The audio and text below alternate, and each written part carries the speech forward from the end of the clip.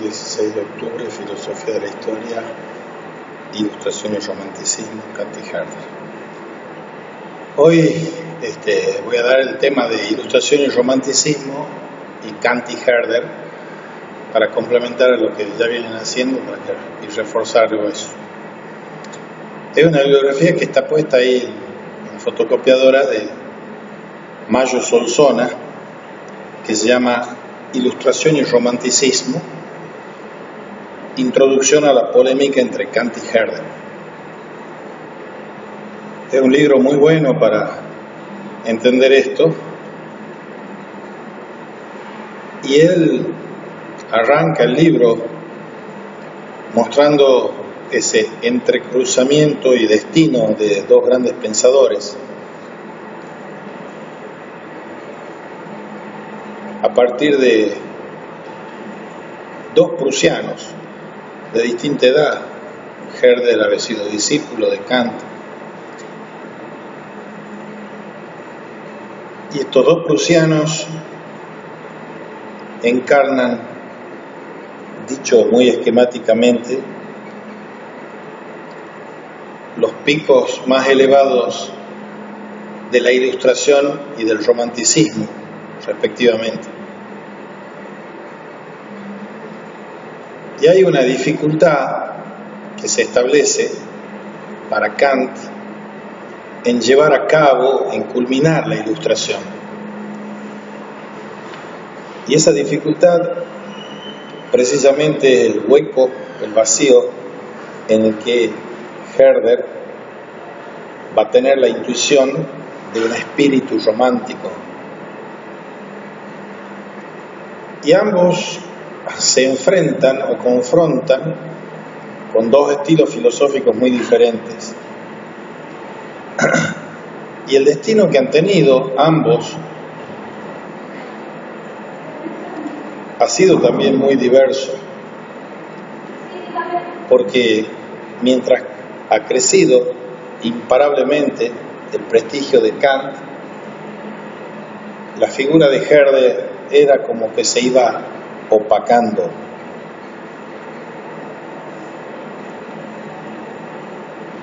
Y en esas diferencias de estilos y de carácter, la impronta kantiana está presidida por un espíritu analítico. En cambio, la impronta herderiana está presidida por un estilo sintético, de síntesis.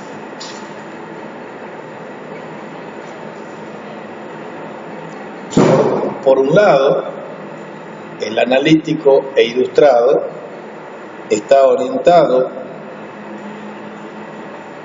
por las premisas de la claridad y la distinción que ya había planteado Descartes en el proceso del conocimiento. En cambio, en Herder, en lugar de la claridad y la distinción, se apunta a la riqueza variopinta, múltiple de la realidad. Otra tensión entre ambos es en la concepción de cuál es la unidad histórica, cultural, política más importante: Europa o las naciones. El eurocentrismo y el cosmopolitismo de los ilustrados como Kant frente al nacionalismo de los Herder. Otro rasgo diferenciador entre Kant y Herder es la fuerte impronta de la coherencia lógica estricta en el estilo y en el contenido del pensar crítico kantiano frente a la intuición, a las emociones, al carácter lingüístico y a la historicidad de lo humano en Herder.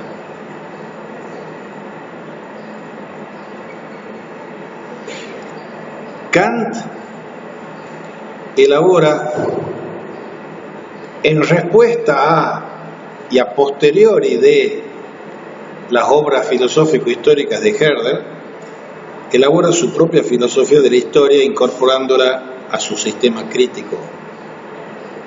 Y para ello va a dar cuenta de una esencia política de la historia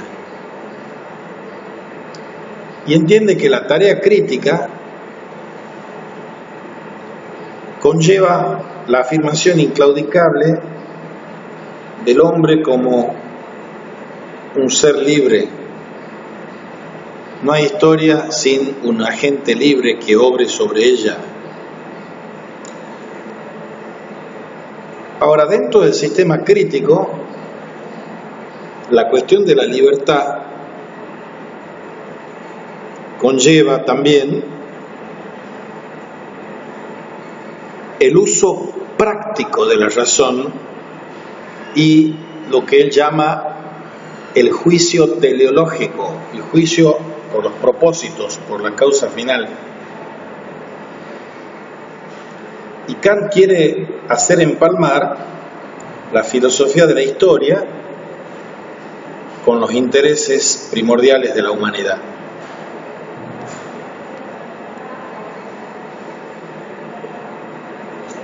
Y en esto hay que mostrar el núcleo común que hay en las filosofías de la historia de Kant y de Herder. Y lo compartido es un modelo común subyacente en que ambos se preguntan, con un acento diverso pero convergente, si lo que guía la historia es la naturaleza, el plano oculto de la naturaleza, como llama Kant,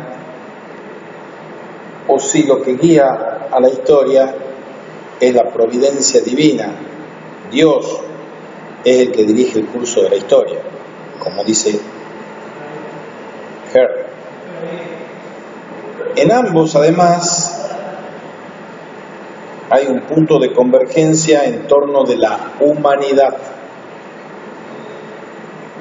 Ambos se refieren al hombre desde la humanidad.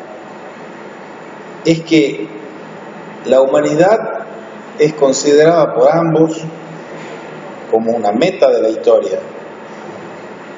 Y es así que la historia es concebida o considerada como un proceso educativo. O sea, en los términos del propio Herder, es una filosofía de la historia para la educación de la humanidad.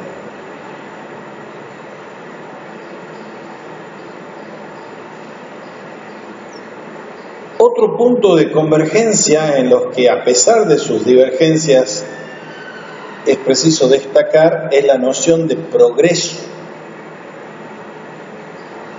El progreso es como una necesidad de la época y una necesidad de las filosofías especulativas de la historia.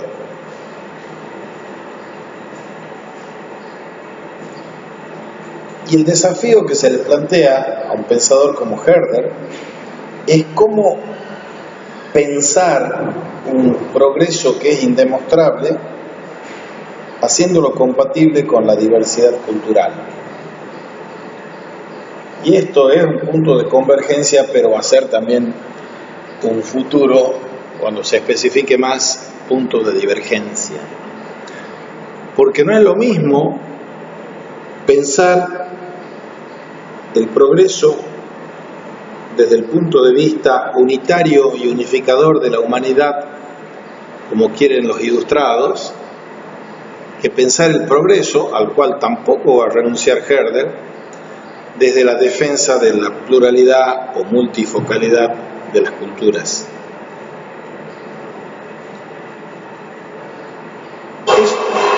Eso en cuanto a lo común. Veamos ahora lo divergente, aquello en lo que disputan o confrontan Kant y Herder. ¿Dónde están las diferencias irreconciliables? Gracias.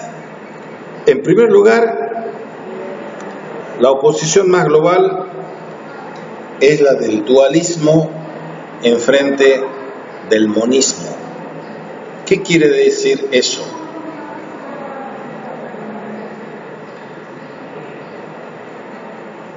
En Kant es el dualismo como la ruptura del hombre respecto de la naturaleza.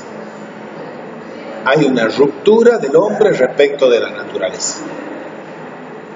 Y ese es el dualismo de hombre y naturaleza. En Herder, en cambio, hay una continuidad de lo humano con lo orgánico, con lo natural.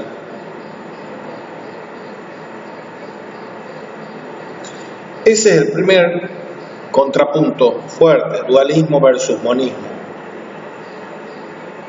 Ruptura versus continuidad de hombre-naturaleza. El segundo es sobre el conocimiento. Hay divergentes teorías del conocimiento. En el caso de Kant, es la crítica de la razón pura la que contesta a la pregunta: ¿qué puedo conocer? En el caso de Hegel, hay más bien una fisiología de las facultades cognitivas. Una tercera cuestión de divergencia o disputa entre Kant y Herder es en torno de la cuestión política.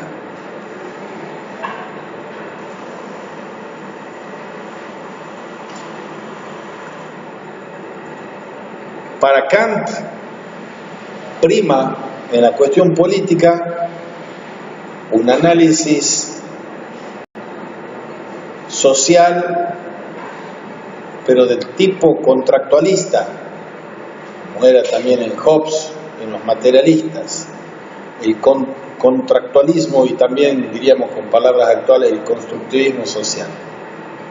En cambio, para Herder, en continuidad de una tesis que ya viene desde Aristóteles, lo político es inherente a la naturaleza, a lo orgánico. Hay que entenderlo como un organismo, al cuerpo político, no como una máquina, no como algo mecánico. En todo caso, es una matriz biológico-sentimental la de la política de Herder y de relaciones jurídicas en la concepción de Kant. De aquí deriva otro punto de divergencia en la cuestión política. Primero era lo social natural, segundo las relaciones jurídicas o biológicos sentimentales, y lo tercero es el contrapunto entre la noción de Estado y de pueblo. Estado tiene que ver con una constitución civil republicana para Kant, y pueblo, el ethos popular, el espíritu del pueblo, el folclore, es para Herder.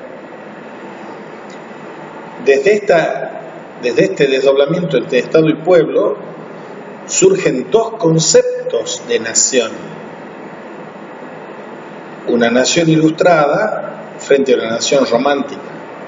Y estos puntos son centrales para cuando después haga el trabajo monográfico sobre la generación del 37, si eligen ese, que es Alberdi y Sarmiento, por ejemplo, y cómo en las distintas concepciones de nación que hay en ellos dos, en otros, uno se inclina más por el Estado, el constitucionalismo alberdiano, y otro más por la nación, en el caso de Sarmiento. Un tercer punto, ya vamos, quinto punto, vamos ya, de contrapunto, es la dinamicidad y el progreso. que es la segunda oposición global. Habíamos dicho que la primera oposición global era el dualismo versus el monismo, o sea, la ruptura o la continuidad del hombre con la naturaleza. El segundo contrapunto global tiene que ver con la dinamicidad y el progreso. Ahí vamos a analizar también, vamos a mencionar la cuestión del despotismo. ¿Cómo conciben el despotismo Kant y Herder? Pero en el tema puntual de la dinamicidad y el progreso hay una contraposición global fundamental que es sobre la historicidad. La historicidad es uno de los puntos de divergencia más grandes, porque cuando Hamann, antes que Herder, y Herder después que Hamann, critiquen a Kant, hagan una metacrítica de la crítica de la razón pura, señalarán que Kant se ha olvidado de por lo menos tres cosas: del carácter lingüístico del hombre, del carácter creyente, fiducial del hombre, del carácter histórico del hombre. O sea, el contrapunto global aquí es historicidad como núcleo constitutivo de lo humano en Herder, y como historicidad como algo anecdótico y no constitutivo ni constituyente de lo humano en Kant. De aquí se desprende una sexta disputa o confrontación: la confrontación o contrapunto entre lo mismo y lo diferente. La Ilustración busca la identidad y la mismidad, y el romanticismo con Herder busca afirmar lo diferente. La Ilustración busca la unidad, el romanticismo la diversidad, y esa es una tercera oposición global. Hemos visto la de la dinamicidad y el progreso, y aquí la de lo mismo y lo diferente. De acá se van a desprender divergencias también en un plan lineal y uniforme, que es el plan oculto de la naturaleza, frente a un plan polimorfo y complejo de las diversidades y pluralidades culturales. En este contexto también se decanta otro punto álgido de contrapunto, de contraposición, en cuál es el papel del individuo y cuál es el papel de la ley en este ordenamiento de lo mismo y de lo diferente. Y siguiendo en esta misma línea contrapuntística, el individuo y la ley, lo legaliforme está presente en la Ilustración de Kant y la afirmación del individuo en la afirmación de Herder. Siguiendo en esta misma línea, el enfrentamiento entre el cosmopolitismo ilustrado con el nacionalismo generalizado de la Ilustración y el romanticismo respectivamente. Y eso lleva a un desarrollo conflictivo o un desarrollo espontáneo. Para Herder y los románticos será un desarrollo espontáneo, y para Kant un desarrollo conflictivo. Y todo esto nos conduce a un balance general de la tesis que defiende Mayo Solsona, en el que se establece que hay un contrapunto conclusivo de la Ilustración frente al romanticismo, en el marco de cómo el hombre moderno se ha convertido en el sujeto moderno. Y el proyecto moderno es el proyecto que abraza la racionalidad del sujeto. Frente a ese endiosamiento de la razón que llevan a cabo los ilustrados, los románticos, apasionados, revolucionarios, protagonizarán la revolución romántica del asalto a la razón.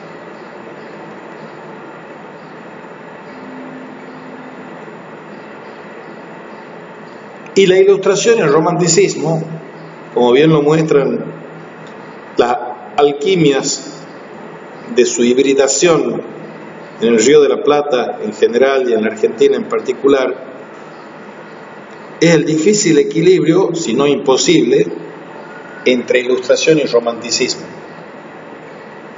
Una de las paradojas, si se quiere, es que esa generación que se llama romántica, la generación del 37, donde están Alberti, Echeverría, Mármol, y a la que se añade después Sarmiento, todos ellos se conciben a sí mismos como generación romántica porque están procediendo de la revolución romántica que está teniendo lugar en las primeras décadas del siglo XIX.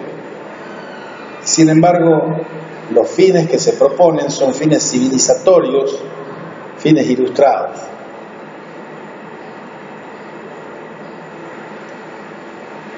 Eso, dicho así, en general. Ahora entremos un poquito más en detalle en la cuestión de lo que están disputando ilustración y romanticismo, o lo que están disputando Kant y Herder. Y hablábamos de las diferencias irreconciliables, pero junto a estas diferencias irreconciliables hay que mostrar la incidencia y la influencia de Herder en la configuración del idealismo alemán y del historicismo. Buenos días. Hay un historiador revisionista argentino que se llama Fermín Chávez, que ha escrito sobre esta tensión de ilustración e historicismo en la Argentina. Y hay otro historiador, más de una escuela liberal y crítica, que es Chiaramonte, que ha escrito mucho y muy bien también, y muy diferente a lo de Chávez, sobre la ilustración en el Río de la Plata.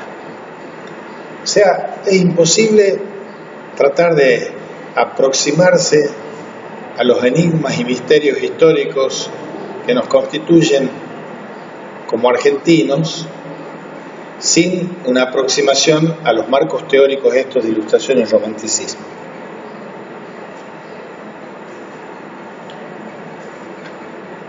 Ahora, la diferencia irreconciliable entre romanticismo e ilustración, esta contraposición que propone Mayo Solsona entre Kant y Herder como culminadores de ilustración y romanticismo, va a culminar, como les decía, en una muy diferente y diferenciada conceptualización en el vínculo entre el hombre y la naturaleza. Decíamos que la primera confrontación global es la de la continuidad entre hombre y naturaleza en Herder y la discontinuidad o ruptura de hombre y naturaleza en Kant.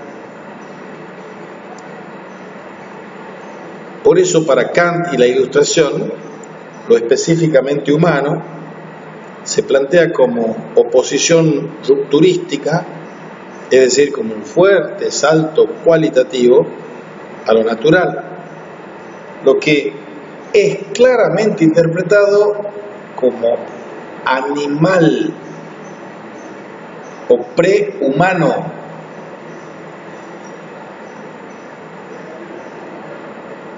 Si uno da un paso atrás en la historia y se va al siglo XVI y al comienzo de la colonización de Iberoamérica, la disputa que tenían Ginés de Sepúlveda con Fray Bartolomé de las Casas es que unos decían que los indios eran amentes o animales, no tenían mente, no tenían espíritu, y el otro decían que eran seres humanos.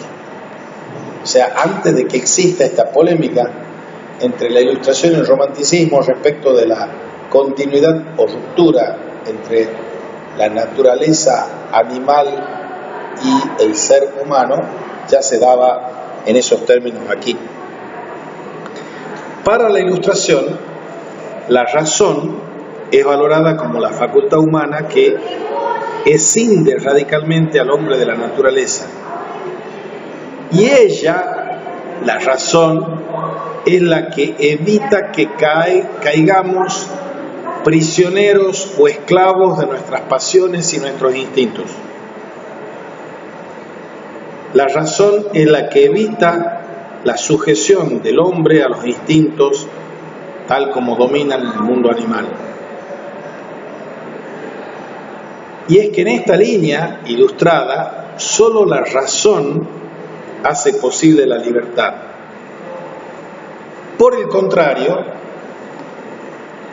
según los románticos, la naturalidad del hombre y de su razón permiten pensar la especie humana en estricta continuidad con una misma legalidad natural que todo lo gobierna. O sea, lo específico humano para el ilustrado es la razón y para el romántico es la pasión.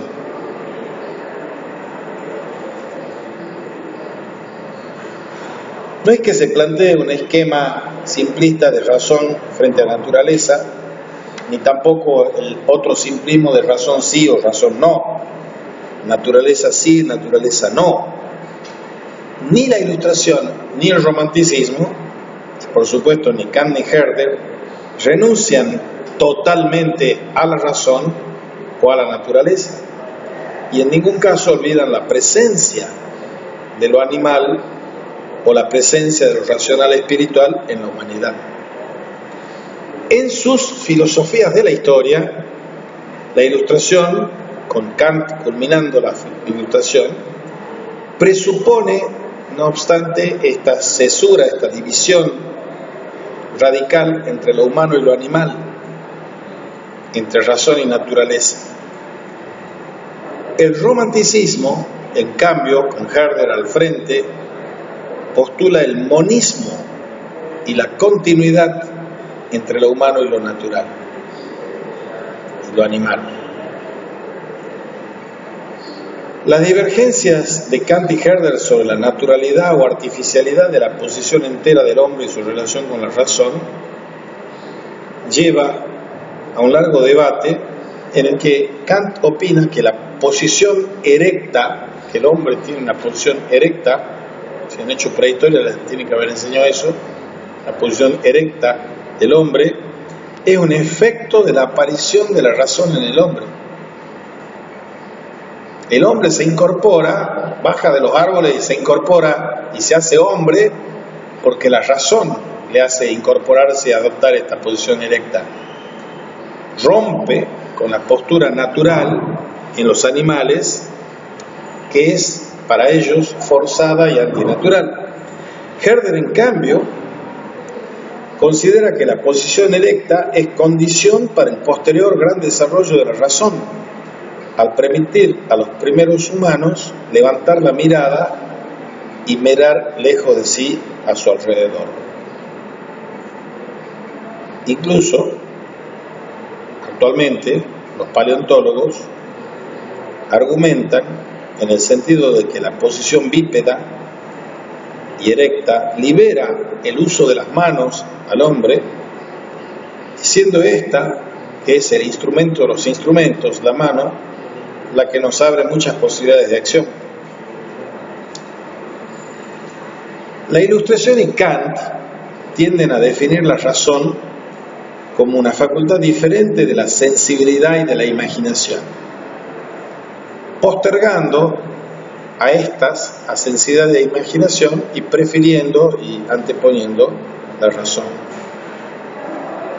Además, en Kant, que incluso distingue entre estas facultades superiores a la razón del entendimiento, se opone a ilustrados como Hume, Adam Smith o Rousseau o Diderot, para quienes hay que minimizar la influencia real de la razón en el campo de la ética y de la moralidad. Es un punto sumamente importante. Las morales que se cifran en la pasión y en los sentimientos y no en la razón. Veremos que en Kant es lo inverso, lo cierto.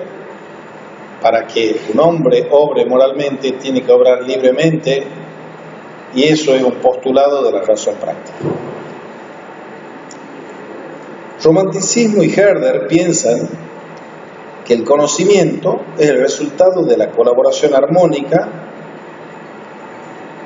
entre los sentidos, la razón, la imaginación e incluso la fantasía, los sentimientos, los instintos, las intuiciones del corazón, el genio. Todo eso concurre para que conozcamos. No conocemos solo en virtud de la razón. Y en el campo de la ética, los románticos consideran que la razón es más bien discípula que no guía de las otras facultades como el sentimiento y las pasiones.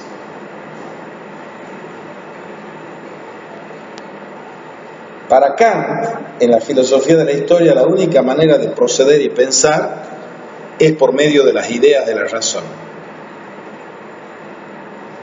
Y en el campo político y social se presentan contraposiciones que son muy ilustrativas.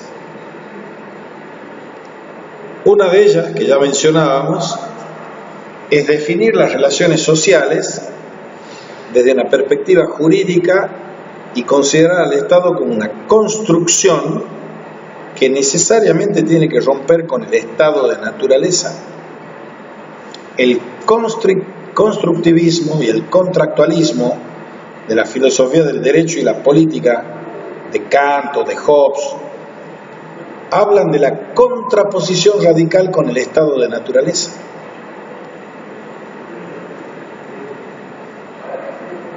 A partir de este punto, la sistematización de los contrastes de ilustración y romanticismo para mostrar cómo la ilustración, en la línea de un liberalismo individualista, a interpretar la sociedad como una agrupación voluntaria de hombres a partir del cálculo racional maximizador de sus intereses. La esencia o la quinta esencia del capitalismo, del liberalismo, depende de esta concepción constructivista de los ilustrados, en lo que prima el cálculo racional maximizador de sus intereses, que normalmente son egoístas. Dicen los economistas que el hombre tiene un animal spirit, y la sociedad, piensan los ilustrados, se organiza y se origina en un contrato. Y no es lo mismo, como veremos, el contractualismo del proto-romántico Jean-Jacques Rousseau que el contractualismo que tienen los Hobbes y compañía. Si la sociedad se organiza por esos contratos, en la Ilustración y en Kant, en el romanticismo y en Herder, se tiende a considerar que el prototipo de la sociedad sana es la que surge espontáneamente de los vínculos de consanguinidad, de los vínculos de una lengua natural, de los vínculos de una tradición de vida común.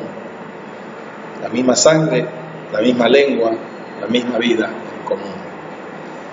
Por eso consideran que el cemento, el pegamento social más cohesionador son los lazos sentimentales de la empatía, del amor, de la amistad, del reconocimiento personal y de la propia comunidad.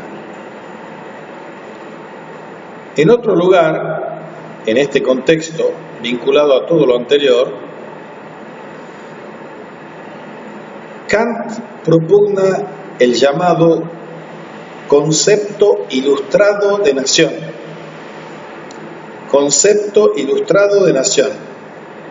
Herder y el romanticismo, en cambio, desarrollan el llamado concepto romántico de nación, en oposición con el ilustrado. En el ilustrado, la nación se asimila directamente con el pueblo como comunidad, viniendo a ser un organismo vivo y solidario que no necesariamente coincide con el Estado. Ese es el concepto romántico de la nación, en lo orgánico, que no se vincula necesariamente con el Estado, ni se identifica automáticamente con el Estado.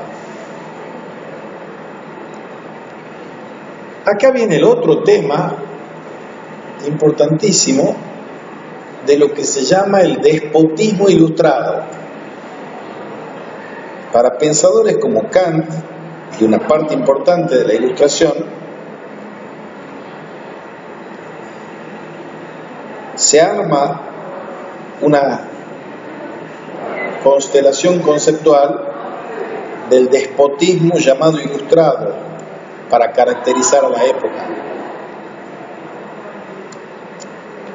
Y con ese argumento del despotismo ilustrado, por ejemplo, Federico II de Prusia llama a Prusia para que les enseñe ilustración para ser déspota ilustrado a Voltaire.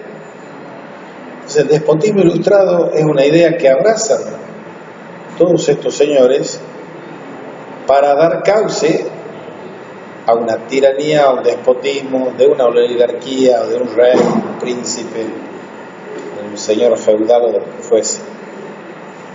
Kant y una parte importante de la Ilustración terminan perdonando o aceptando el despotismo ilustrado. Muchos de los ilustrados como Voltaire, Montesquieu o Kant, a pesar de ser muy críticos con el poder, concluyen que el despotismo es preferible al caos y a la ausencia del orden social. En lugar de la anarquía, es preferible el despotismo ilustrado. Kant, en concreto, justifica el despotismo siempre y cuando se haya dado la legislación y respete el derecho vigente. De hecho, muchos ilustrados, como Voltaire o Diderot, respondieron con gran halago a los déspotas que les llamaron a su corte, como Federico II de Prusia o Catalina la Grande de Rusia, y en general vieron, entre ingenuos y pragmáticos, en el despotismo ilustrado la posibilidad de un gran avance en el proceso de la ilustración de sus pueblos. Mucho más críticos respecto del despotismo ilustrado son románticos, porque ellos asumen una perspectiva anti-ilustrada. Y eran muy críticos por eso de cualquier despotismo en general y del ilustrado en particular.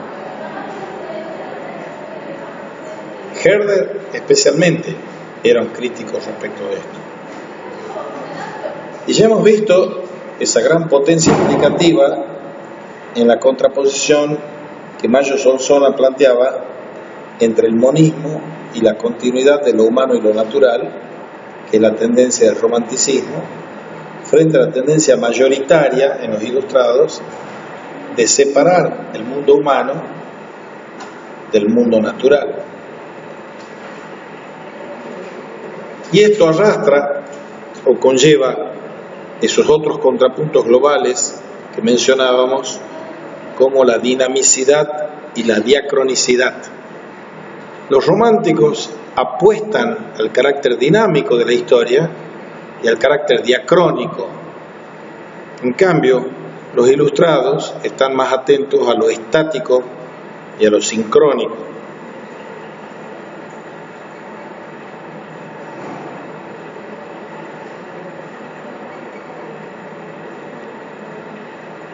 La crítica que Hegel le hace a la concepción de la naturaleza, incluyendo la naturaleza humana en Spinoza, es que él remite a una concepción sustancial, de una sustancia única, de una sustancia quieta, sin ningún auténtico movimiento.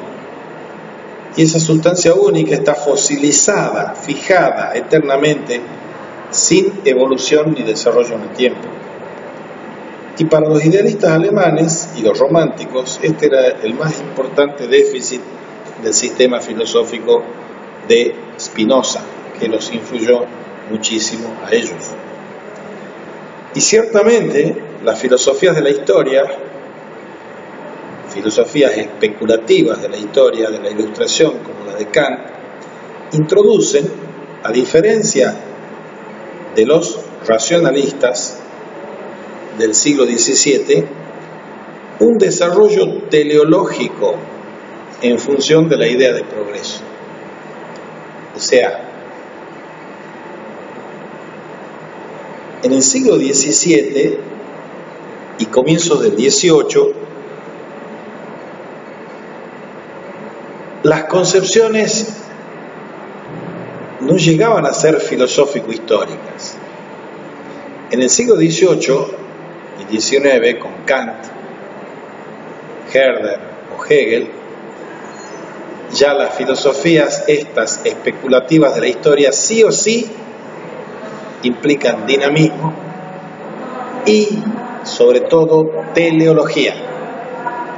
Las cosas tienen un propósito, un desarrollo teleológico en función del progreso. Recuerden cuando hablábamos de Vico, que lo ubicábamos entre esa dimensión estática sobrenaturalista de Bossuet y la dinámica providencial de Bossuet y dinámica progresista de Voltaire. Y veíamos que Vico se ubicaba entre esas dos dimensiones. Aquí se nos está diciendo que un romántico como Herder apela a la providencia sin desconocer el progreso, y un ilustrado como Kant apela al progreso dentro del plan de la naturaleza. Y solo la humanidad escapa del eterno retorno y se abre una perspectiva basada en la idea del progreso para Kant. En consecuencia, para la Ilustración mayoritaria, y ello escandalizaría a Rousseau o a Diderot, el hombre, para ser tal, tiene que romper con su animalidad. Esa frase es capital. El hombre, para ser hombre, tiene que romper con la animalidad. Fíjense cómo tempranamente, con el mito del buen salvaje, Rousseau está contradiciendo eso.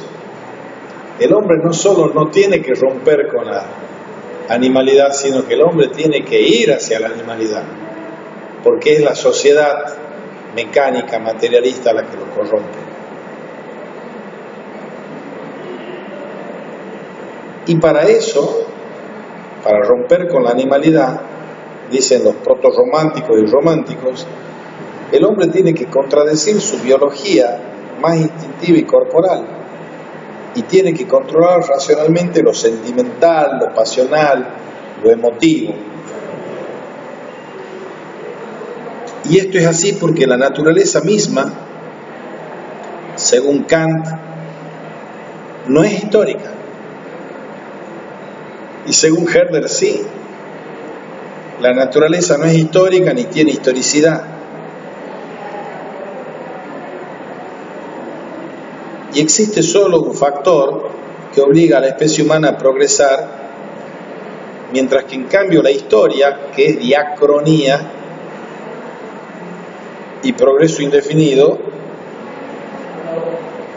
son algo exclusivamente humano. La posición del romanticismo en este punto, con Herder liderándola, es muy diferente. Porque para Herder, la naturaleza, incluso la meramente física o biológica, es ella misma una potencialidad dinámica, es una virtud, es una energía. Y la naturaleza se desarrolla natural y espontáneamente. Y para los románticos, esto es clave, el mismo Dios que rige la naturaleza es el que rige como Señor a la historia. El mismo Dios que rige a la naturaleza rige a la historia. Porque la naturaleza es algo vivo, es algo que se transforma a sí mismo y se alza desde el estado inerte al estado vivo, y de este estado vivo asciende hacia el espíritu. Kant y Herder, por esto, están en desacuerdo absoluto sobre el posible lazo entre progreso político y progreso moral.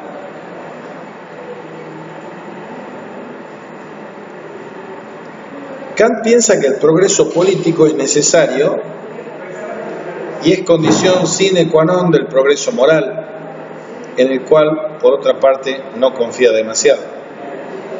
Ahora bien, siempre Kant argumenta que toda mejora en la moralidad privada e interna de las personas viene, y no es seguro esto, después de que haya impuesto de manera pública en el comportamiento externo una práctica continuada de moralidad. Esta tesis pone de manifiesto, la kantiana, que la moralidad no es un impulso natural. Yo no soy bueno y virtuoso porque eso me dicte la naturaleza mía, sino que la moralidad es para Kant, como buen ilustrado, el resultado del influjo de la razón liberada de los instintos, liberada de las inclinaciones. Muy por el contrario, el romanticismo y Herder consideran que la política y las instituciones políticas, en gran medida, añaden artificiosamente a la moralidad espontánea y natural de la humanidad. Y ello es así hasta el punto que finalmente pueden representar una imposición artificial que la coarte, dado que defienden la existencia de un instinto naturalmente bueno en el hombre. Defienden un instinto naturalmente bueno en el hombre. Eso es Rousseau. Lo peculiar e interesante aquí es que Rousseau ha influido muchísimo en Kant.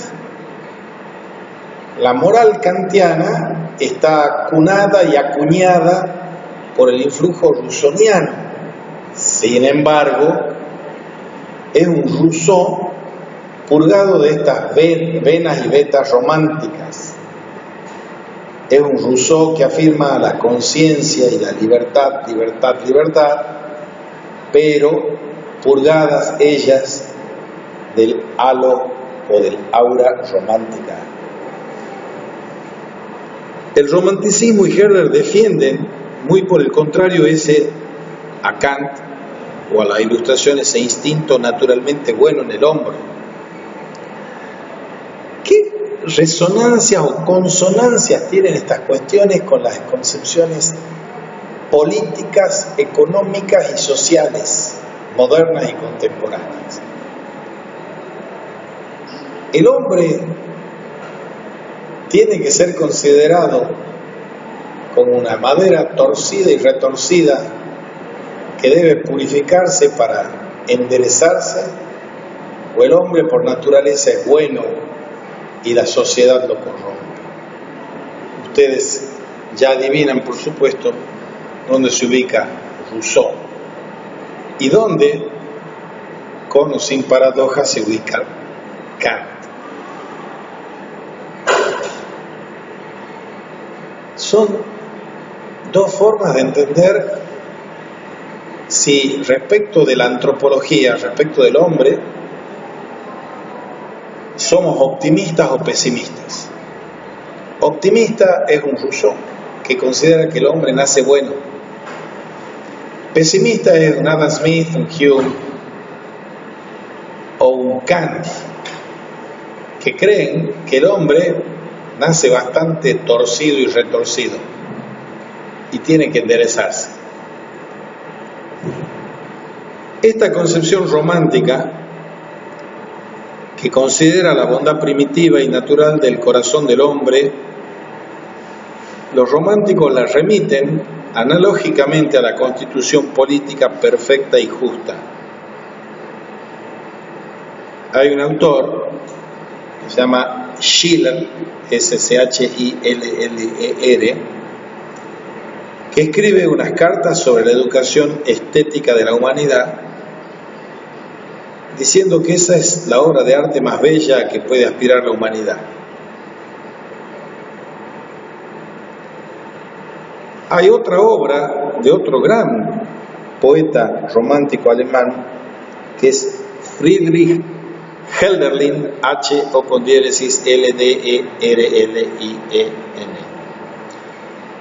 que se llama Hiperión. Y en esa obra, Hölderlin dice: siempre que el hombre ha querido hacer del estado su cielo, lo ha convertido en su infierno.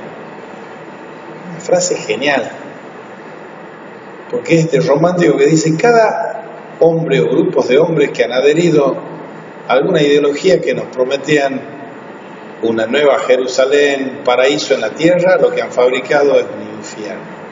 Sea la prisión de Guantánamo y la pobreza en el Estados Unidos del triunfalista Trump, sea Rusia, sea China, sea la Argentina, nos prometen cielo y los que nos dan es infierno.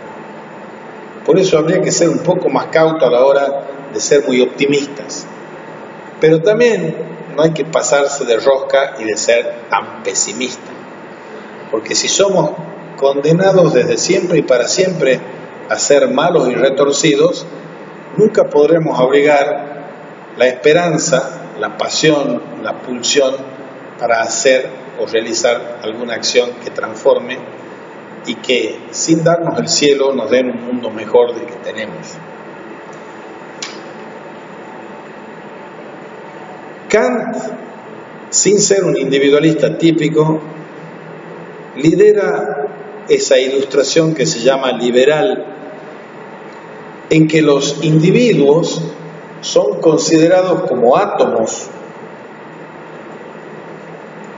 Herder valora también inmensamente al individuo, pero no en el sentido kantiano de la autonomía y de la libertad individuales.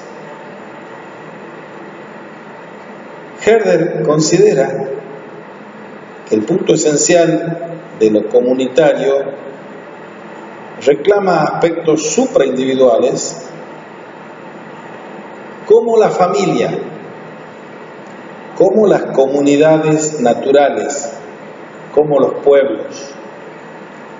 De allí que el sujeto histórico kantiano de individualismo liberal apelará al individuo y solo al individuo. En cambio, la consideración del individuo dentro de Herder, el romanticismo, es el individuo dentro de una comunidad, comunidad familiar, comunidad del municipio, comunidad de la provincia, comunidad de la nación, comunidad de la universidad, etc.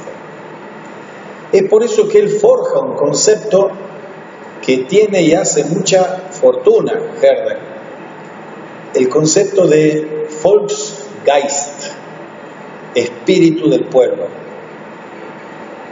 El espíritu del pueblo, Volksgeist, se escribe V corta O L K S G E I S T. Ese Volksgeist conlleva una lengua nacional y una tradición como religiosidad esencial. Y ahí vemos otros contrapuntos serios, graves, entre el individuo pensado como un átomo en liberalismo individualista de un Kant, o el individuo entregado en una unidad mayor que es la de la familia, el pueblo, la nación. Para los ilustrados, el conjunto de los individuos nunca constituye un todo social y la sociedad jamás puede ser vista como un auténtico organismo con vida propia. Para los románticos, en cambio, la humanidad está estructurada esencialmente en auténticas comunidades. Aquí hay una pareja de conceptos claves, una díada conceptual clave, que hay que distinguir. Una es sociedad y otra es comunidad. Yo puedo hablar con propiedad de la sociedad de las abejas, de las ovejas, de los delfines, de los chimpancés, de las hormigas, y así sigue. Pero solo impropiamente reduciría lo humano a una dimensión social. Aparte de social, que también lo tiene, es comunitario. Y la comunidad es comunión de lengua, de espíritu, de fe, de tradiciones.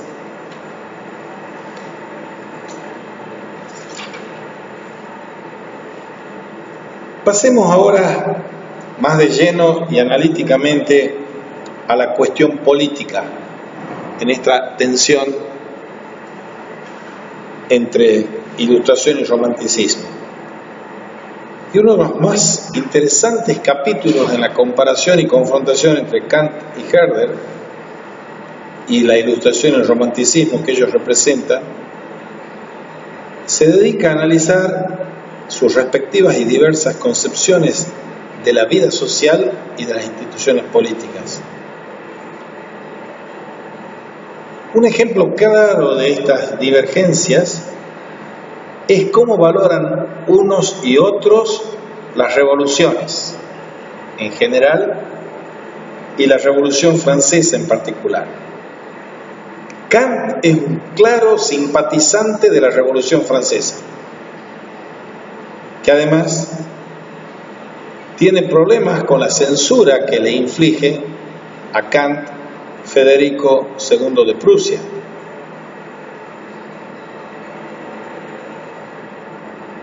Y estos déspotas ilustrados, que querían ser ilustrados, terminan negando o minimizando el ejercicio del derecho de los pueblos a la revolución.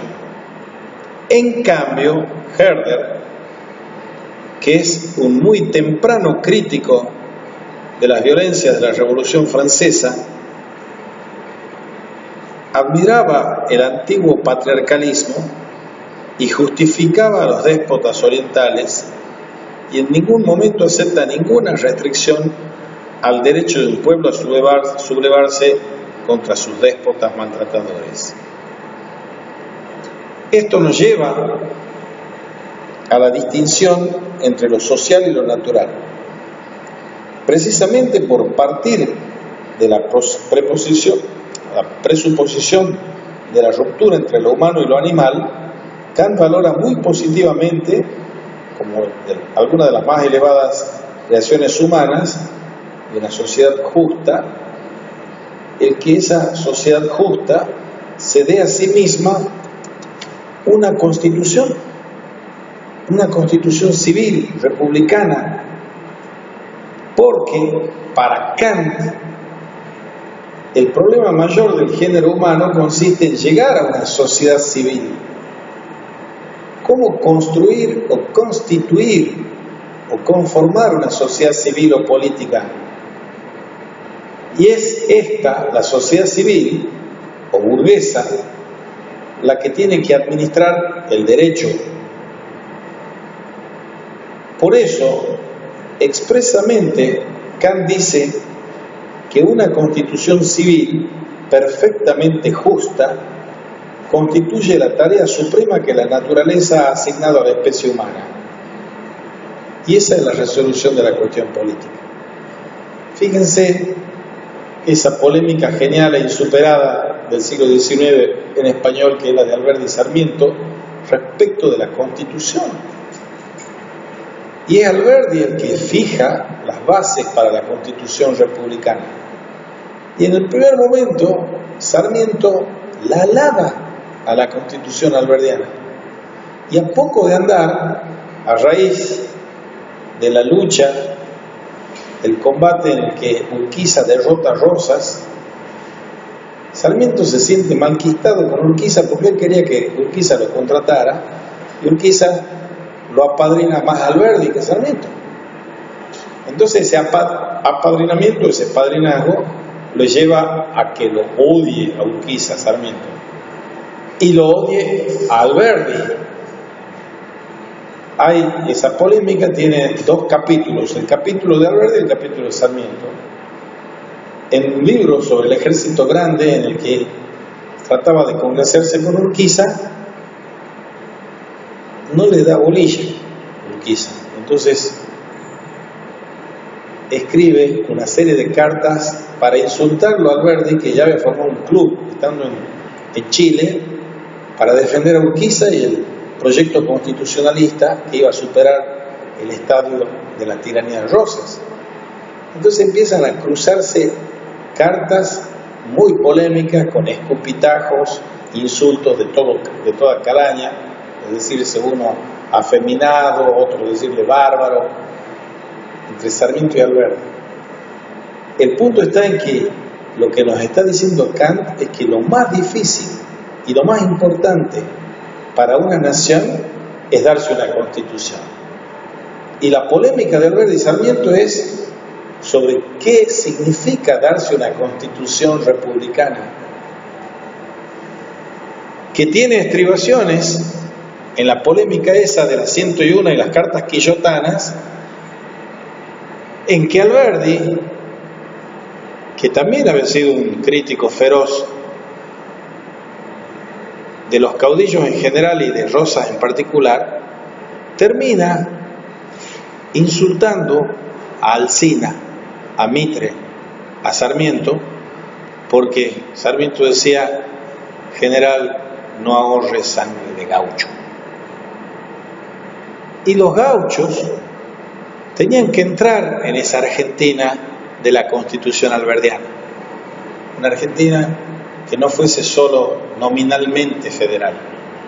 Bien, esto, volviendo a nuestra polémica de Kant y Herder, no entraba ni por las tapas en Herder, sino que era de Kant buscar la constitución civil perfectamente justa. Esa es la tarea que la naturaleza, no Dios, la naturaleza con su plano oculto le ha asignado a la especie humana. Y para Kant, la resolución de la cuestión política, que incluye también la constitución de una sociedad de naciones, es la que garantiza internacionalmente la justicia y la libertad, que es el fin de la historia. Justicia y libertad se dan solo en el marco de una constitución republicana. Y de esa constitución republicana, a nivel macro, se da una sociedad federada de naciones ilustradas, no de naciones románticas. Justicia y libertad son el fin de la historia para Kant. A diferencia de Herder y el romanticismo mayoritario, Kant se niega no solo a considerar al hombre como un animal más, sino que se niega a pensar que el motor de la historia sea un mero mecanismo natural. Porque aunque el hombre ha nacido de la naturaleza, lo que le hace nacer de verdad es un proceso político-social. Y Kant usa una metáfora para decir que viene de una frase del dicho portugués antiguo: Dios escribe derecho con renglones torcidos. Las vetas de la madera que hacen al ser humano son vetas torcidas y retorcidas. Y ese retorcimiento que tenemos los hombres nos hace que seamos antisociales. Pero hay un plano oculto de la naturaleza, dice Kant, que es el que me lleva a una insociable sociabilidad. Es un término casi paradójico.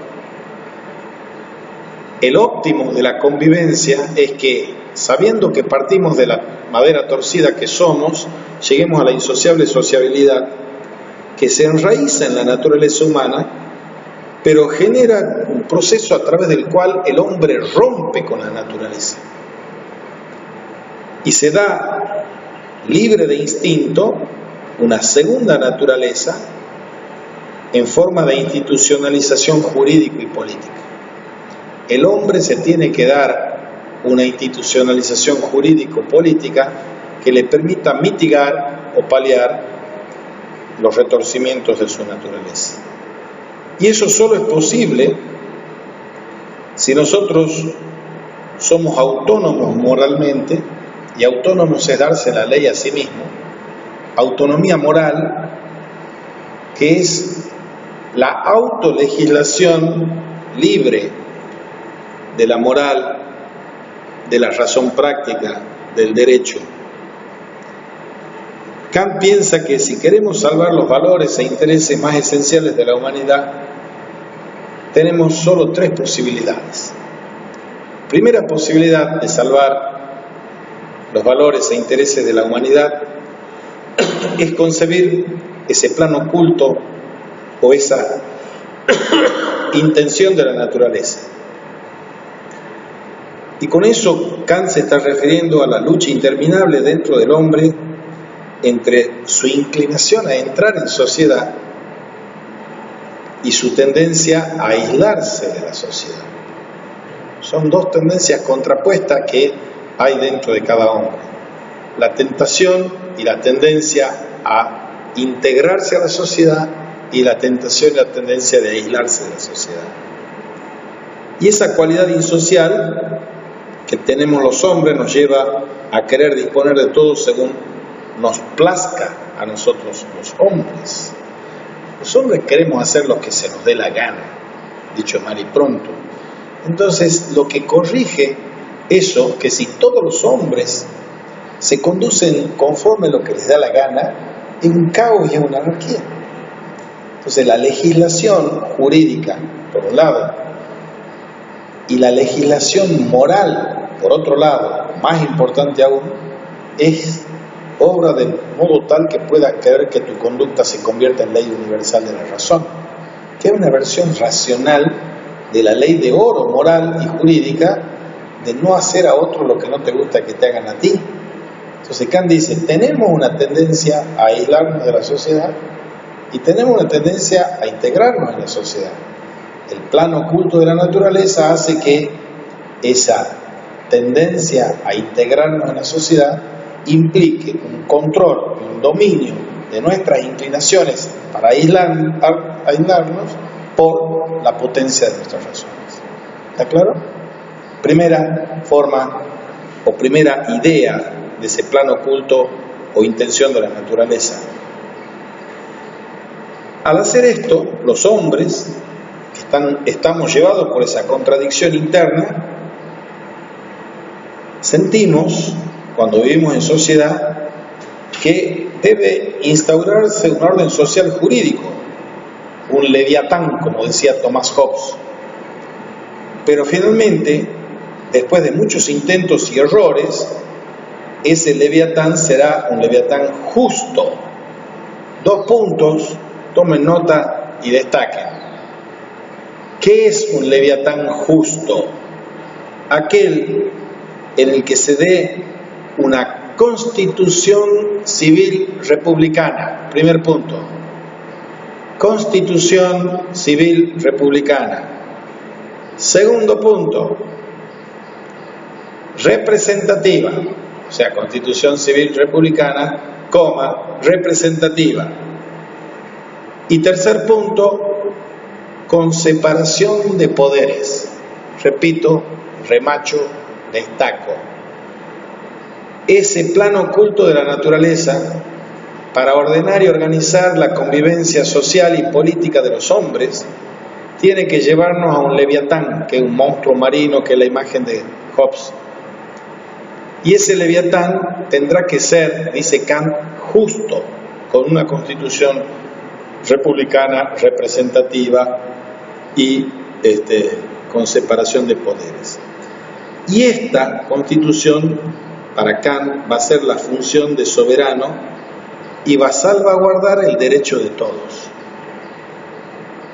Solo por esa constitución republicana, representativa y con separación de poderes quedarán salvaguardados los derechos de todos, sin depender, como en Hobbes, de una única persona, sino únicamente del imperio de la ley.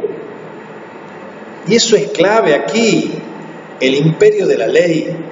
Hay que hincarse ante la ley para no hincarse ante los tiranos. Cuando no hay un imperio de la ley, hay lo que normalmente hay en la Argentina: anomia, anarquía, falta de respeto a la Constitución republicana, representativa y con división de poderes.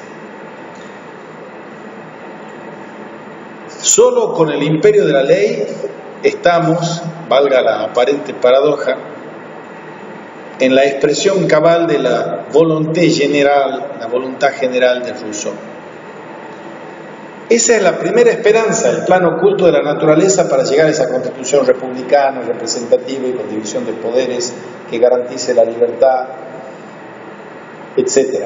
La segunda esperanza, recogida en una obra filosófico-histórica que se llama Si el género humano, es confiar en una hipotética facultad humana para hacer el bien, que a pesar de muchos trabajos y en lucha con los egoísmos y la irracionalidad de los hombres, pudiera poco a poco inducir a la especie un progreso hacia lo mejor. Pero esta esperanza a Kant le parece muy hipotética y muy difícil, pero no la puede descartar totalmente, porque hay un hecho histórico de su tiempo que inspira en él y en los espectadores coetáneos de él un insobornable entusiasmo.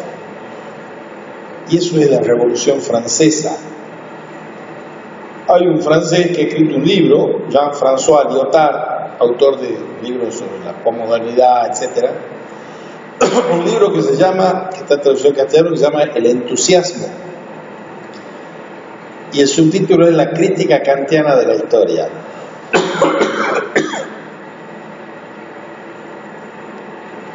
Esa era la segunda esperanza.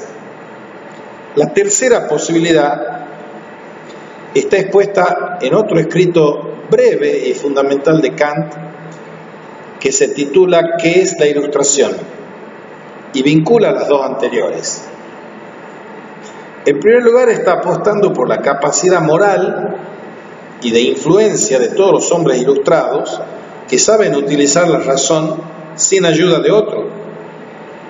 O sea, ¿qué es la ilustración? Es un texto que dice que el hombre tiene que atreverse a saber, sapere aude. Y atreverse a saber es atreverse a liberar de todas las tutelas, todos los tutores, y pensar con su propia cabeza. Atreverse a saber significa liberarse, emanciparse de la culposa minoría de edad, dice Kant. Porque Kant distingue el uso público del uso privado de la razón.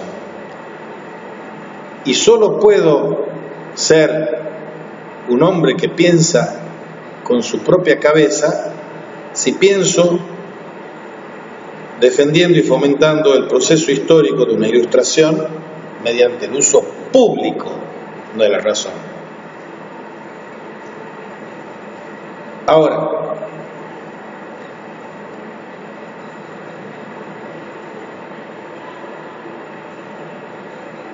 tenemos ese famoso plan de la naturaleza del que habla Kant en las ideas para la filosofía de la historia, que nos garantizan el proceso de la historia solo teniendo sentido en tanto que pensado desde una perspectiva colectiva y política de la humanidad. No puedo pensar una filosofía de la historia en que el sujeto sea el individuo o el pueblo, sino la dimensión colectiva y política de la humanidad. Ahora, para llegar a esto, tiene que surgir una especie de segunda naturaleza del hombre, y eso es la sociedad para Kant. La paradoja que se presenta aquí es clara y profunda.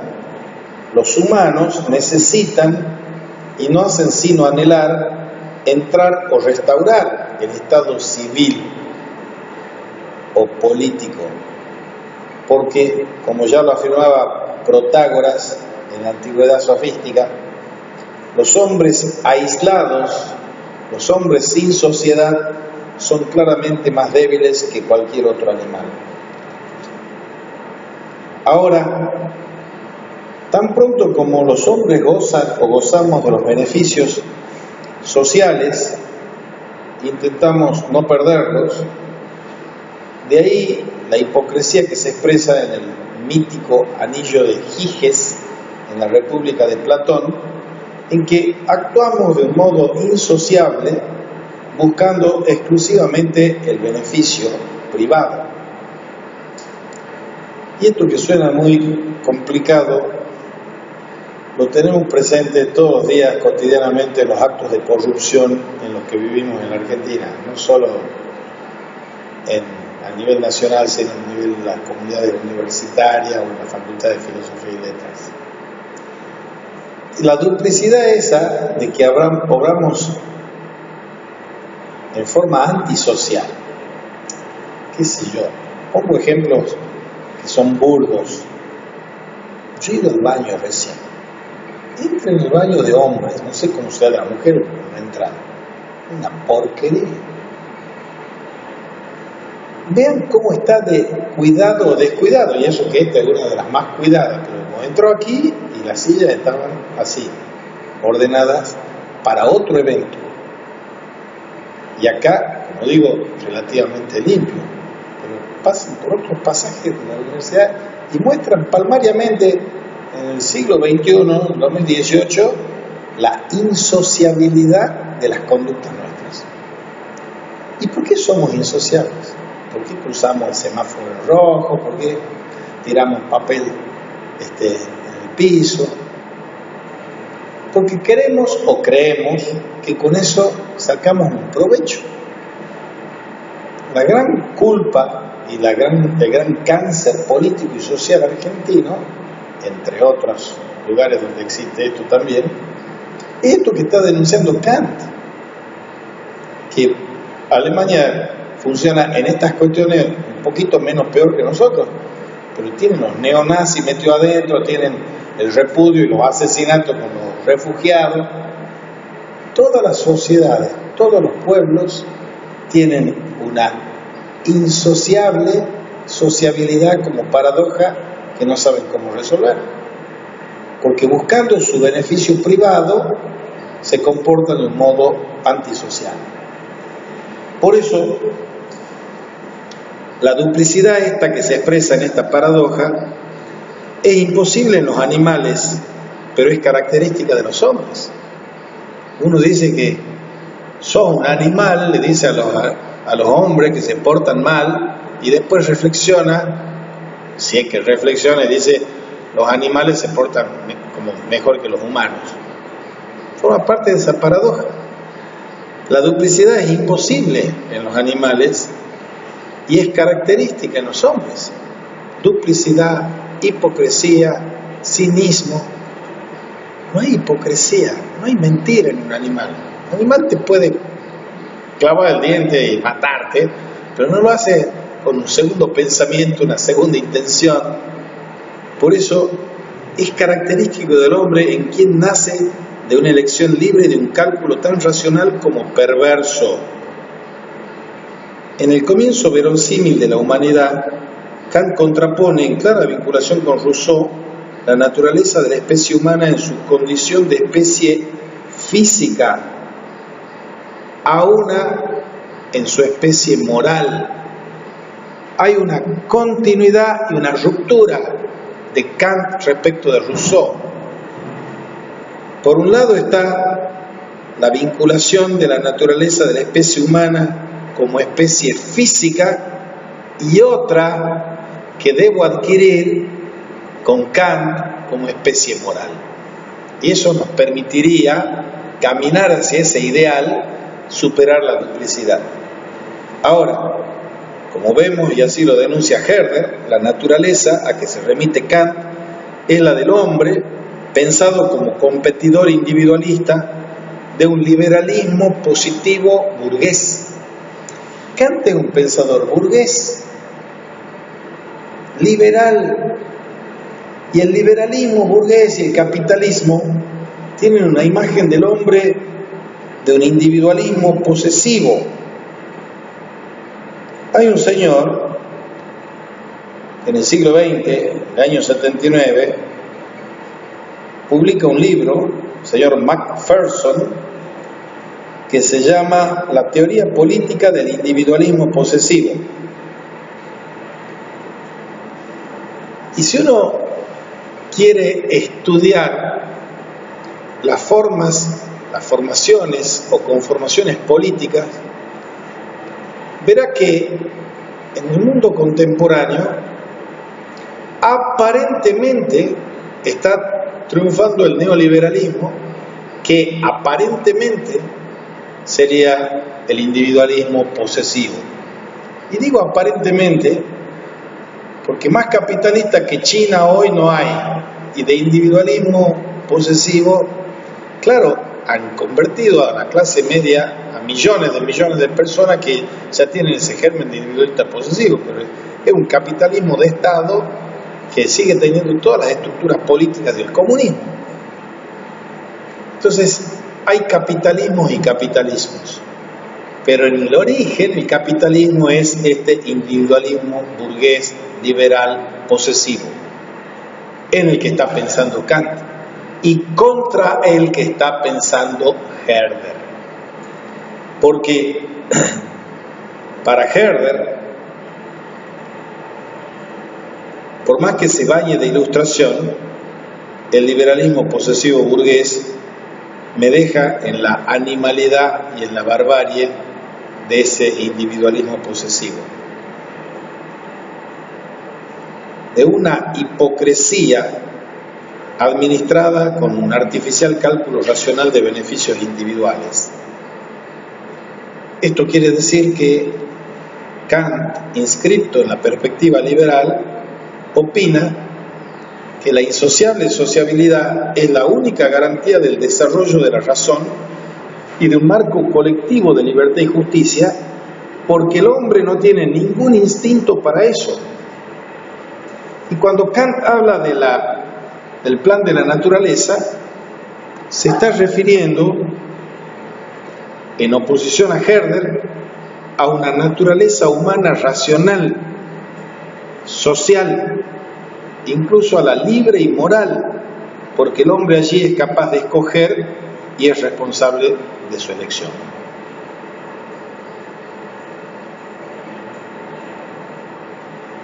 Y para Kant, el hombre que ha sido liberado de las pasiones, de las inclinaciones de la naturaleza, ya se ha liberado de ese cepo de ser un animal. Ya no es un animal. Pero ese hombre que se ha liberado recae culpablemente en la esclavitud cuando renuncia al uso libre de su razón, dejándose llevar por la insociable sociabilidad.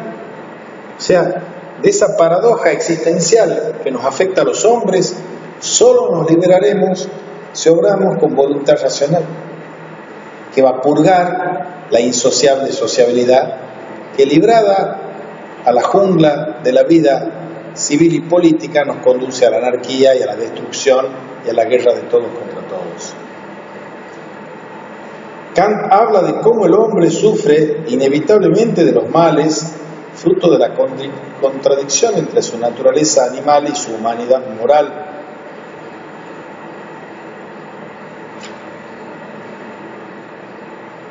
Kant Pensando dentro de ese liberalismo que no puede aceptar la existencia de un sentido o instinto moral, como el del romántico y de Herder, considera que si los hombres no actúan de la manera que debieran hacerlo por moralidad espontánea, lo van a hacer por una moralidad forzada. Es decir, por las constricciones que entre ellos se ponen por su insociable sociabilidad. Así, finalmente, en un argumento no muy cercano en el fondo al de Mandeville, Mandeville es un autor que ha escrito una parábola sobre las abejas, que está en las bases de los razonamientos liberales capitalistas que señalan de que en los vicios privados podemos obtener las virtudes públicas. El bien común, en la fábula de Mandeville de las abejas, va a surgir no por las hipotéticas buenas intenciones de las que hablan las buenas intenciones morales de los hombres, sino por el choque y constricción en que estos se pondrán por sus vicios, por su insociabilidad. Es interesante ver cómo este pensamiento se ilustra metafóricamente de un modo diverso en Adam Smith, en Kant y en Hegel.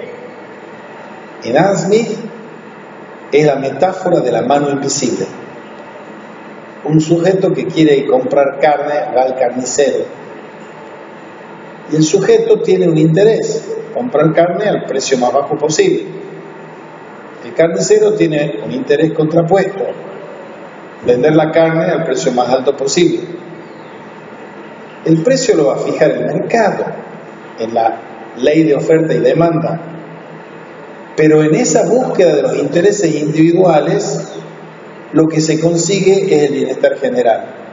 En la búsqueda de la satisfacción de los intereses individuales se consigue. Pasemos al plan de la naturaleza, el plan oculto de la naturaleza de Kant. Nosotros, librados a nuestro espontaneísmo natural, animal, buscamos sacar provecho, ventajita privada y escapar de los deberes. Ahora, por esa ley moral que está dentro nuestro, en nuestro corazón, tenemos que poner coto y límite a la insociable sociabilidad para no destrozarnos como sociedad política civil. Cuando viene Hegel, va a plantear algo que difiere, pero está en la misma línea de esa conciliación de lo universal y lo particular, de los intereses y las razones en Adam Smith y en Kant. Y él habla de la astucia de la razón. La astucia de la razón es que los hombres como individuos buscamos nuestros intereses particulares, pero independientemente de lo que nosotros buscamos individualmente, la razón universal va cumpliendo sus metas. Pongamos un ejemplo histórico. Si yo tengo como tesis en la dialéctica de la historia de Hegel el Ancien Régime, entonces tengo esa cuestión de la monarquía absoluta en Francia, están los nobles, y viene la Revolución Francesa. Y con la Revolución Francesa viene el tercer estado, y viene la irrupción de los burgueses, la burguesía. Esa es la antítesis del Ancien Régime. Y después viene un señor que es de extracción plebeya y burguesa, que se llama Napoleón Bonaparte, y se calza la corona como emperador, no se deja que la calce el papa. Entonces la síntesis entre el antiguo régimen, el tercer estado y la burguesía es Napoleón Bonaparte. Y eso muestra que independientemente de los intereses individuales que tenía Napoleón, el espíritu absoluto, el espíritu del mundo, lo ha guiado a Napoleón para hacer lo que sea, independientemente de sus intereses individuales. Lo mismo que con el carnicero de Adam Smith, lo mismo con el plan oculto de la naturaleza de Kant. Bueno, nos quedan unos cuantos minutitos. Muchos liberales, al igual que Kant, como les acabo de decir, hablan de la mano, un mecanismo oculto que lleva a la realización plena y efectiva de esa segunda naturaleza del hombre, por el impulso que siente cada hombre de eludir la ley. Nadie quiere, o ninguno de nosotros queremos, acatar la ley. Por eso hay una relación entre ese secreto plan de la naturaleza con la mano oculta que rige el mercado de Adam Smith. Porque para Adam Smith cada individuo solo piensa en su ganancia propia, pero en este y en otros muchos casos es conducido como por una mano invisible a promover un fin que nunca tuvo parte en su intención. Y Adam Smith ofrece argumentos parecidos a los de Bernard Mandeville y que tienen en Kant textos muy parecidos. Por ejemplo, un texto de Kant que se llama La paz perpetua. Y dice así: el problema del establecimiento del Estado, por duro que suene, reza así: ordenar una multitud de seres racionales que para su conservación exigen conjuntamente leyes universales, aun cuanto cada uno en su interior tienda a excluirse de ellas y organizar su constitución. Y así como el plan de la naturaleza de Kant rompe en última instancia con la noción de naturaleza físico-biológica y requiere especialmente una antropología típicamente liberal e ilustrada de la humanidad, Herder y el romanticismo rompen con esa perspectiva. Y lo que buscan es apartarse del individualismo posesivo.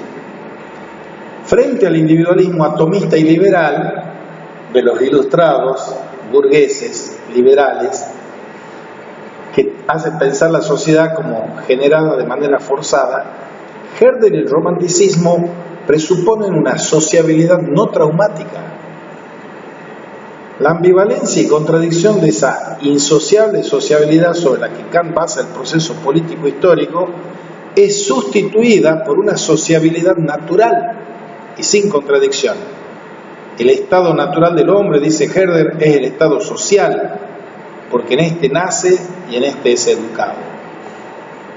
Para Herder, toda sociedad sana y natural está basada en los vínculos del derecho natural.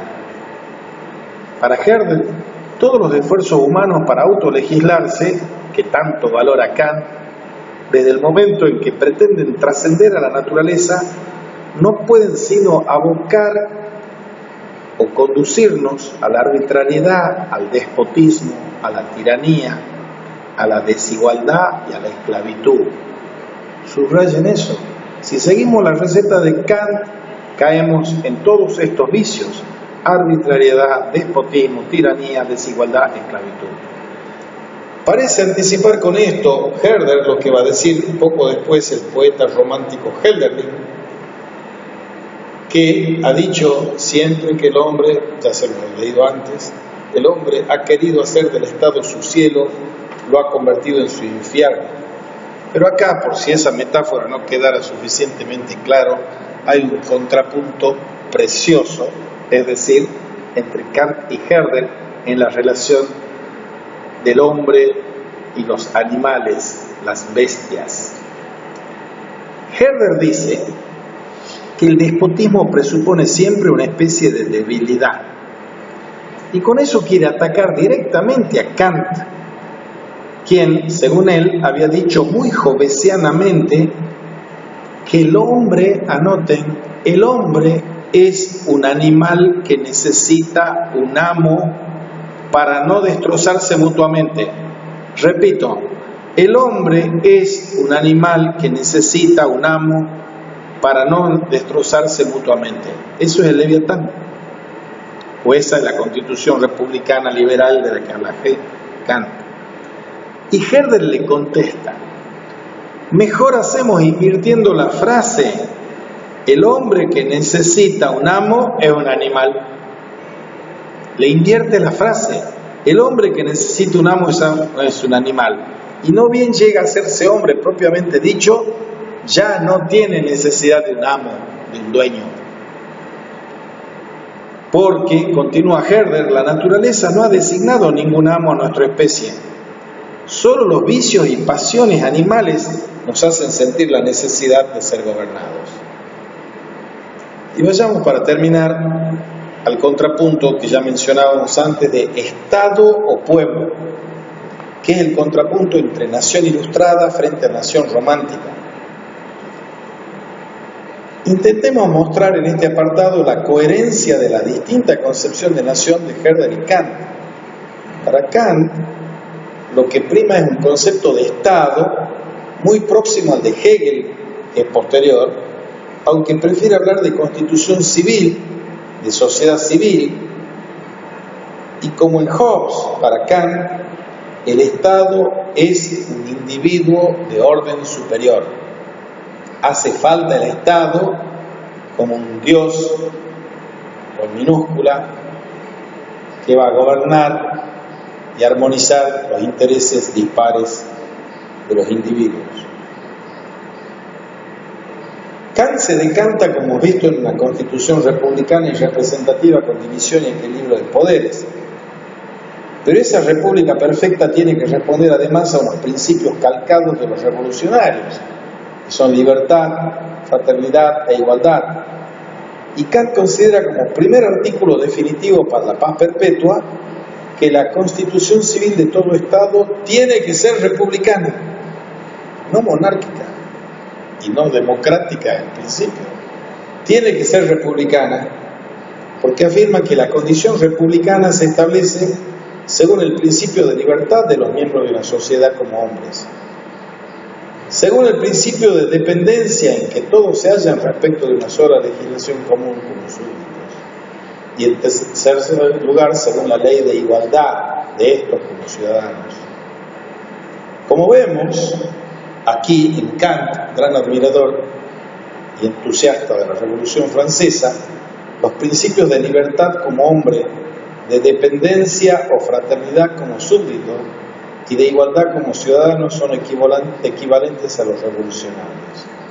Y Kant, muy jurídico en este texto, cambia significativamente el concepto de fraternidad, mucho más cercano a los ideales que había vertido Rousseau y Herder, por el de dependencia común de la misma legislación. Atiendan a esa distinción que es capital.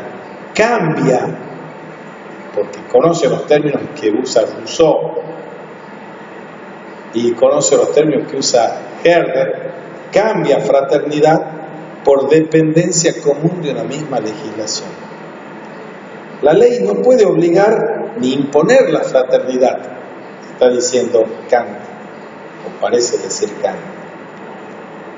Por eso, los revolucionarios Rousseau, Herder, incluso Hölderlin, Schelling y Hegel, pensaban la fraternidad más como una unión o comunión mítico-sentimental, también más cercana de la solidaridad del socialismo posterior. Y ahí vemos una gran diferencia con Kant respecto de Herder, respecto de Kant. Para Kant está presupuesto el caos y la más informe anarquía del Estado, y esa es la forma que estructura un colectivo de individuos y lo transforma en sociedad, al mismo tiempo que convierte a los individuos en ciudadanos o sujetos de derecho, y es para constituir una sociedad cosmopolita. Dentro de este marco, el concepto de noción kantiano es el de la Ilustración y de los revolucionarios franceses, identificados con la creación del Estado. Y al final de este pasaje, Kant habla de la Liga de las Naciones, que sería una liga de estados, no una liga de naciones, o si es de naciones ilustradas. Herder distinguirá claramente entre nación y Estado. Esa es la tesis clara. Hay que distinguir claramente nación de Estado, porque el Estado es para Herder un cuerpo jurídico institucional que se superpone y debe expresar jurídicamente relaciones espontáneas y naturales que configuran la nación y unen a los ciudadanos en tanto que tales, en tanto que miembros concretos de una comunidad.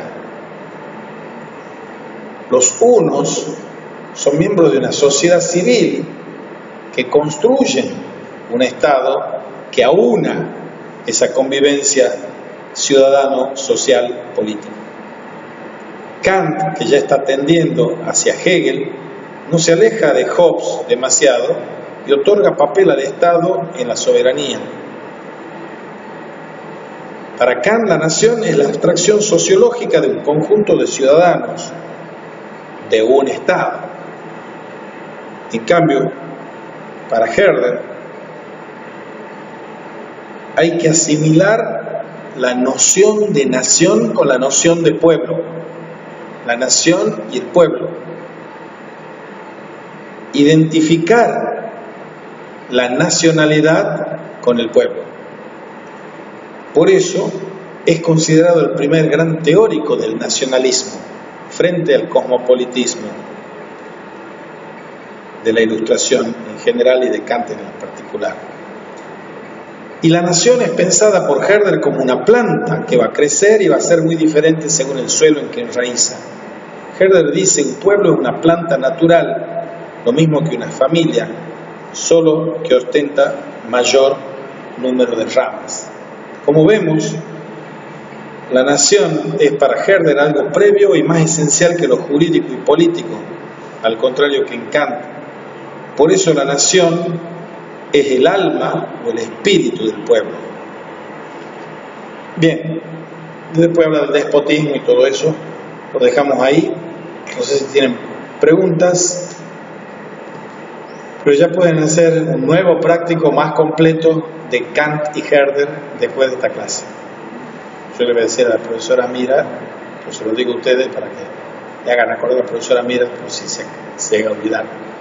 Si ella quiere pasaje, díganle: no, el profesor nos ha dicho que hagamos un práctico completo de Kant y Herder después de lo que hemos visto en la clase teórica del miércoles 17 de octubre, día de la lealtad peronista.